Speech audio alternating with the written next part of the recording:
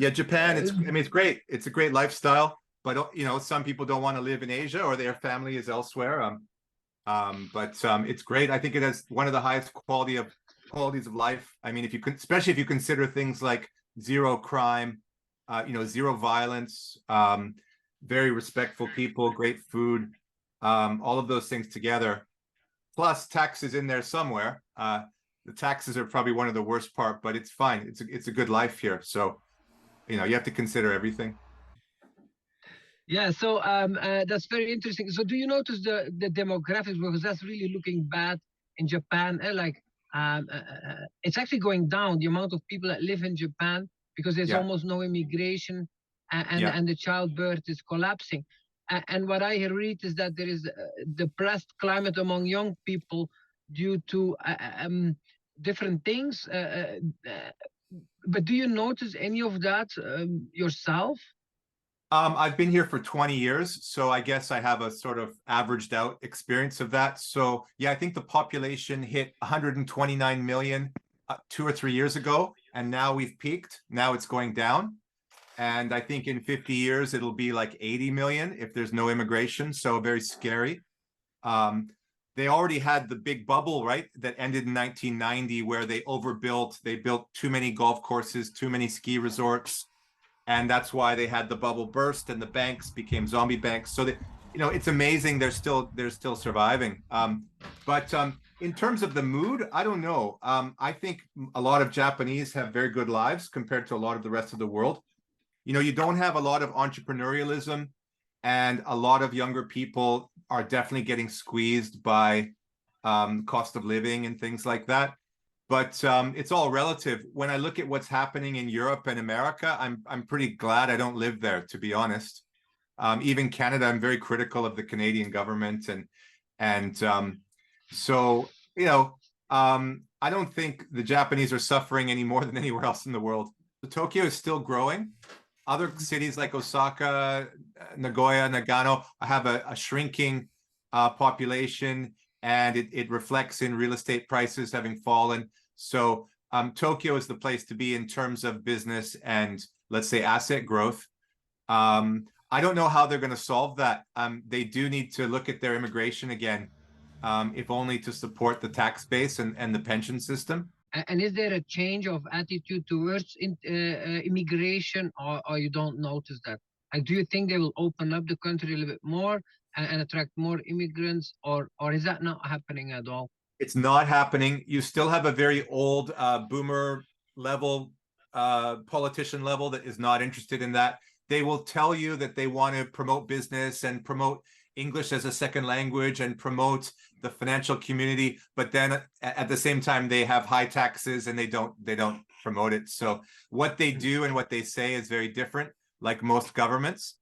Now tourism has grown a lot, especially before COVID. They hit something like 20 million visitors. I think it was in 2018. That was a peak. COVID wiped that out. I think tourism is probably their short-term solution to drive, revenue. But I don't think that's enough. So they're just going to have to face the fact that they'll need to open up the borders. But to answer your question, there are no signs that they're doing that. Yeah, and add another question. Thank you for sharing all that, Dave.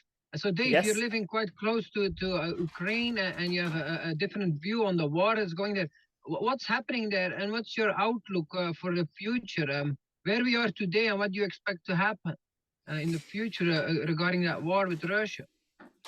Yeah, thank you for asking me. Yes, I live in Slovakia, which is bordering with Ukraine. There is a lot of Ukraine people that came to Slovakia to live here, running from the war, especially women and children, but lots of men as well. So I personally also know lots of Ukrainians and get along with them quite well in my work as well. And so the situation, what I expect, so this summer when I made my most bearish call, and I made the call below 10,000 Bitcoin, it was actually out of the fear of what's going to happen in the Ukraine. I've reconsidered that call, as I've just explained in my presentation, because I think it breaks all the patterns, and I also think it would be the game over for the crypto as we know it in terms of valuation. I don't think the crypto would make a new all-time high, at least maybe not Bitcoin, if it drops, if it would drop that low that quickly. What do I expect at the moment? I actually I am a little bit more optimistic because I think that the attention will shift from the Ukraine war into the Israeli war. I think that some support for the Ukraine it will weaken. I think that the military support for Ukraine will weaken. Also, what I think the situation overall is very complex, but I think it's been proven over time that the Russian decision to come to Ukraine was not a rational one, was I think from their part quite a blunder based on maybe infiltrated agency, or I don't know for why. For they've always had a very good agencies, secret agencies, but for some reason they expected Ukraine to fall within a few weeks, and that's also why they call this a military operation. If you are attentive, you know the Russians don't call this as a war. They call this a special military operation because it was meant to take few weeks. It's not taking few weeks, and the Russians didn't even get to control the parts of the Ukraine they are annexed. So they basically became caught in their own web, and I don't think that their leadership can afford to back down, because it would probably lead to a collapse of the leadership of the regime there in Russia. So I don't think they're too stubborn to back down, and a revolution from within in Russia, I don't think it's going to happen as well at the moment, because we've just had that attempt from Prigozhin this year actually, and it, you know how it ended up. So I think they're going to be extremely careful for now. So I think that the military support for Ukraine will falter, will decrease. But also Russians are tired. I mean, the population is us. I mean, pretty much they're people like us who don't want any hostilities. They just want to have a normal life. So I think that some status quo is pending. Mm-hmm. Yeah. So you think it will fade away, huh? I think it will stay freeze. the way it is? I think the border as it is now is not going to change much, and it's going to freeze. But I think that the armies will be coming to the borders, and that the situation will remain tense. I think we will have the situation where I think there is going to be some kind of a ceasefire, some kind of status quo, but there will be army on one side, army on the other side, and probably even more soldiers and more artillery coming, something like we have in the Korea border. There are army and it's so stations expensive. on both sides. Yes, armies on both sides standing, and situation is tense, but I think that's the most likely outcome. That's interesting. Yeah, thank you for sharing, Dave. I think that's actually that's what I had hoped for, that things would calm down, and it's good to see that you think that's the direction it's headed. I also was very much afraid of more escalation last year, and my fear has gone down there.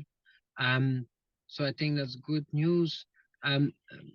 Yeah. So, you guys have any opinion on the U.S. elections there? Because there's lots of tension there, with Donald Trump.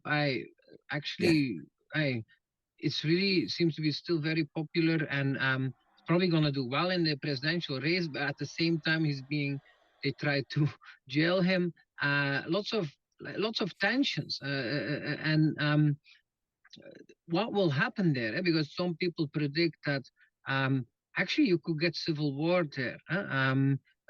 That would be quite something for the world.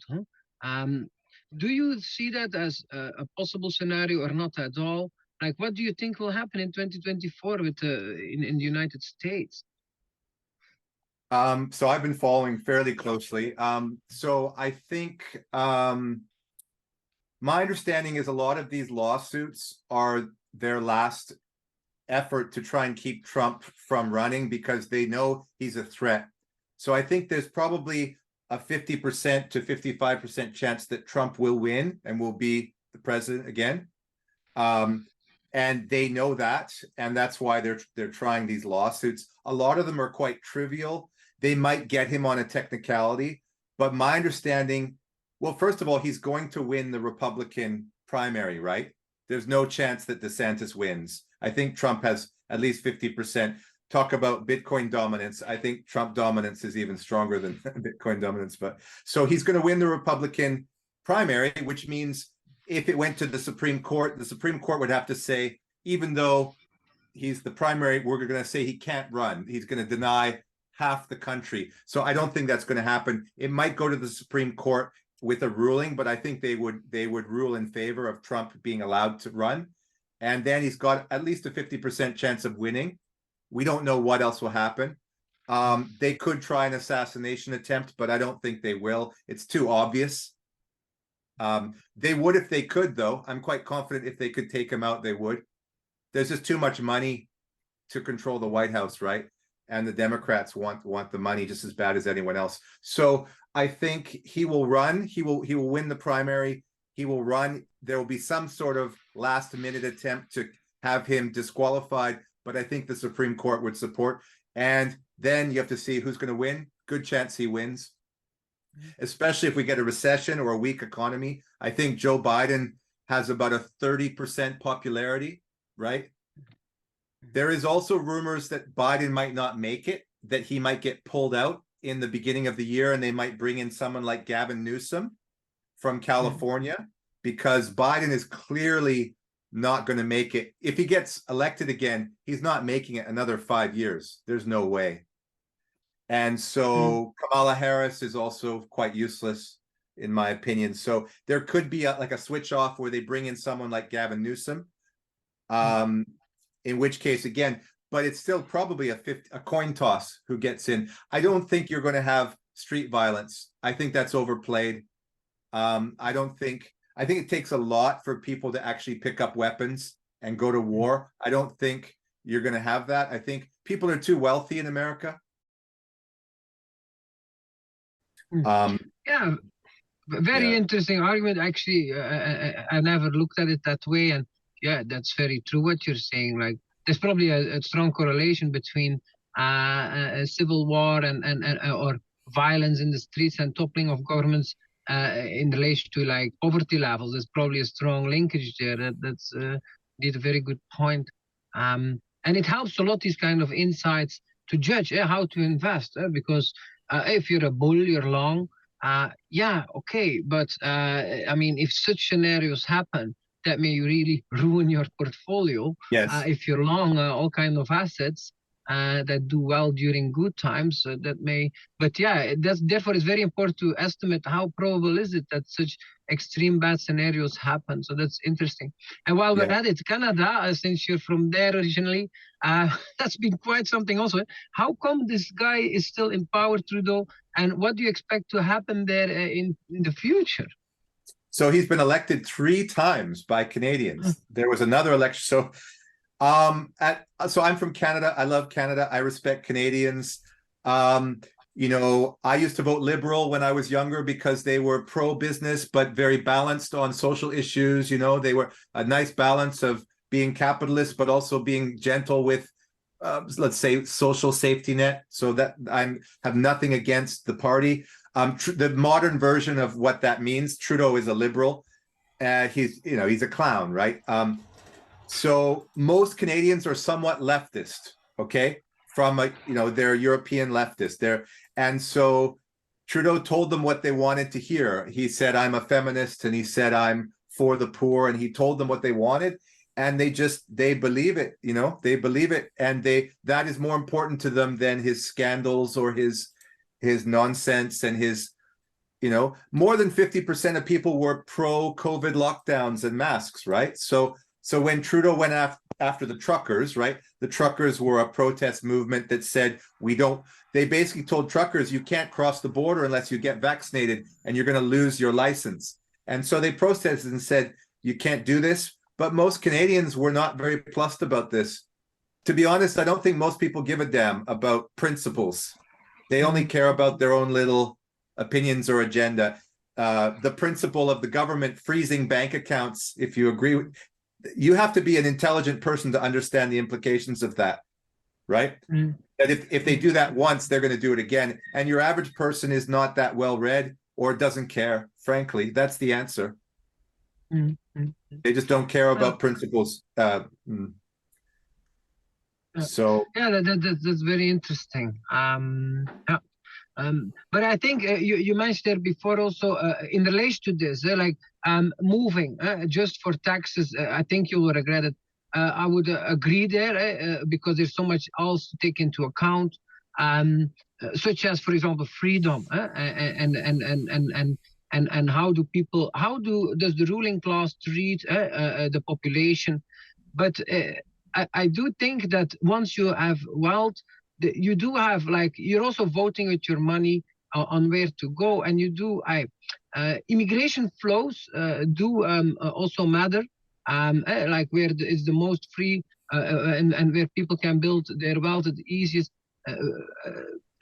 People will tend to go to those places and they will become successful, and inversely, where the ruling class is the worst and people flee away, and that also changes society a lot. You do impact society, and I think, yeah, that's also important. If you can, another reason why you could choose to immigrate is to be in a country that's better ruled. Because what can you do? You cannot do anything against democracy, against the majority of the population being idiots. But that's the only thing you can do. You cannot change the society from within because your vote doesn't count, or very, very little. And you can't change the opinion of people. They really have to learn it the hard way also, that if they are going to create a socialist or communist paradise as they think, that actually you can only basically run away. That's the only thing you can do. Yes. And those countries will not change until they have economic breakdowns. So Canada, again, is too comfortable. Although people are getting there. And when you're seeing the recent inflation, people are starting to feel the pain. I think we're getting close to some. But again, I think it'll be political level reaction. It will not be, fighting on the streets. But I think Canadians, Americans, Europeans are getting to that point where they've had enough. But it will be when their wallet book is attacked, right? Can confirm that the political change already happened in Slovakia. We've just had a new vote, a new parliamentary vote, and the new government, including the prime minister, is pretty much pro-Russian. It's just the economic situation, and because Slovakia is just dependent on the Russian resources, the gas in the first place, but also the other, resources, and also there is a pro-Russian history because Slovakia, as a Czechoslovakia, used to be the part of the Soviet Empire in the past. So there is a lot of still influence and feeling, pro-Russian feeling, and it's just also the proximity, and also the culture is the language is even it's like it's Slavic. So I can say that the political change that Curtis is mentioning, I would identify with this. And Slovakia has already had a new government that's different than the one before. Mark, going back to your comment about not knowing what to do, that there's these tail risks of extreme events, right? So I think I'm going to invest in America because I think there's not going to be a major war, so that's safe, but there is a chance of an extreme event. I think, on Twitter, you see so much what I call fear porn, it's either collapse, it's either the bulls saying we're going to $1 million Bitcoin, Cathie Wood, or it's collapse and we're going to zero, right? And because, of course, fear and greed sell, right? So, but if you actually look at a lot of these predictions, like maybe Iran fires a missile, it hits a US carrier, that could happen, right? The thing is, we don't know what the second and third order effects would be. So for example, let's say I'm a bear and I think inflation is going to run to 20% and all US stocks are going to crash, real estate's going to crash, everything's going to crash in the US. Let's say I have that opinion. I don't think that's likely, but let's say that's true. Even if you knew that was true, you do not know what would happen next. For example, you could then have the government collapsing, you could have a deflationary crash or an inflationary crash. You wouldn't know what to do with your assets anyways, right? So even an extreme event might be good for the US dollar, for example. If you had like a major war, maybe all the other fiat currencies crash and the US dollar goes up 5x. You cannot predict that because you don't know what people are going to do, right? So, for example, recently someone was saying because of the Israeli Middle Eastern war that the US is actually getting a bid on real estate where people are like, there's very few safe countries and the US is relatively a safe country. You may have more investment in the US because of a negative event, because it's a flight to safety, right? Everyone says the US dollar is going to collapse. There could be a US dollar doubling in value on a fear trade. So the problem is not that there's lots of risky events and they might even happen, but even then we don't know what to do. I'm big on, I don't know, Marc Faber, do you remember him? Used to talk about portfolio theory and having 5 buckets for this exact reason, and a very wise man who'd gone through a lot. But having a diversified portfolio, that's part of it. You just don't know what's going to go where. And so if you think you know that the US dollar is going to crash and then what to do with your money, you don't know. Because 1,000 things, you could then have a collapse of the US economy and China invades Japan and you don't know what's going to happen. So it's impossible to predict that. Yeah. I think indeed, like I really like the way you take out these kind of risks. You put them into context, and that's very important indeed, because in the long run, what's a good investor? It's someone who invests. And that's the first thing you need to do, invest. And many people actually do not invest because you cannot say that a savings account is an investment. That's not an investment. Like it doesn't. It just keeps up with real inflation. If you manage that well, then you may get with short-term bonds or savings accounts keep up with real inflation. But that's not an investment because that's just saving money. Saving money is not investing. It's just piling up your reserves and keeping the purchasing power. Investing is allocating your money in places where the actual purchasing power goes up over time. And how do you do that? Well, you invest in what? In good companies, in good cryptocurrencies, in commodities that may are probably going to be a shortage into the future, or in real estate that you think in the region is growing, the lands will go up in value over time because more people will go living there. Like these are things that go up in value over time, and that's what you need to do. You need to invest, but many people do not do that because of all these negative scenarios. Oh, what if this happens? What if that happens? Let's keep it safe and let's not invest. That's the first big mistake that I think you are not making, but you have much better arguments about these negative scenarios that it's actually not so likely, and even if it does happen, that doesn't mean that these asset classes go down in value. So that's very interesting. I like that, and that's why I also find it interesting to talk about what's your portfolio composition. Are you indeed invested, or are you actually on the sidelines not investing? It seems to be okay for both of you and me as well. I only have 20% cash right now, and I plan to invest that soon in more hard assets. However, there are exceptions. Like, for example, 2021, I would say the same as a defense to Dave saying, look, I think it will go down. And I'm like, yeah, but it's a long-term bull market, so let's remain invested. However, there were some like serious big red flags that I regret I didn't take serious enough. Where like the P/E ratio of stocks was really very high. And of course, I was aware that there was a correction likely because exuberance was extreme in the stock market. And like we could see that as experienced investors. But at the same time, there were some other signs that actually crypto has not fully gone to its overvaluation as in the past. And so that's why I actually didn't go to more cash. And that was, I think, a big mistake. But today, I don't see these kind of big red flags in the market that should warrant like a big cash exposure, because stocks are actually, from a PE ratio angle, averagely priced. Crypto is seriously undervalued. Yeah, According to its 40% growth it was, history. yeah. Yeah, and so like it does not make sense to have a big cash position right now. It makes a lot more sense to be fully invested or only have a small cash position and only a small piece that's not invested. So I was also curious, what is your stock allocation? So you have Tesla, you have Palantir. How much percent is that of that 30% stocks, and what kind of other stocks do you have? I don't own many stocks. I'm mostly Tesla, Palantir. I own some other small. I have a Teladoc position that went way down. I'm holding on.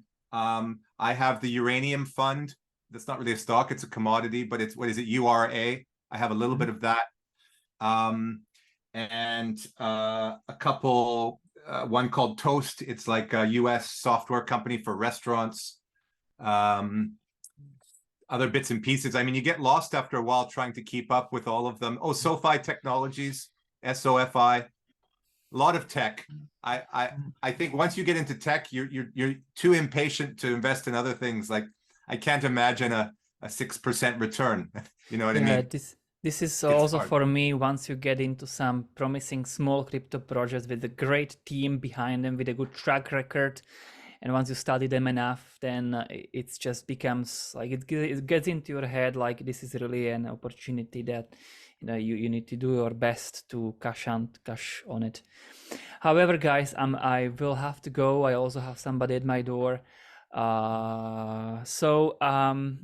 Yeah, I'm gonna have to tell you that we had a great time. The next time, once we do this again, I will expect that we will want to spend more time together. Yeah, and thank you so much, David. I think you did a wonderful job actually preparing all this, and thank you so much for the invitation and for your appreciation. And I really, I love it. But wish you guys a good next few months then, and happy to talk again anytime. Yeah, great, Mark. Thanks. Nice to speak with you. I'll stay in touch. Nice to meet you all.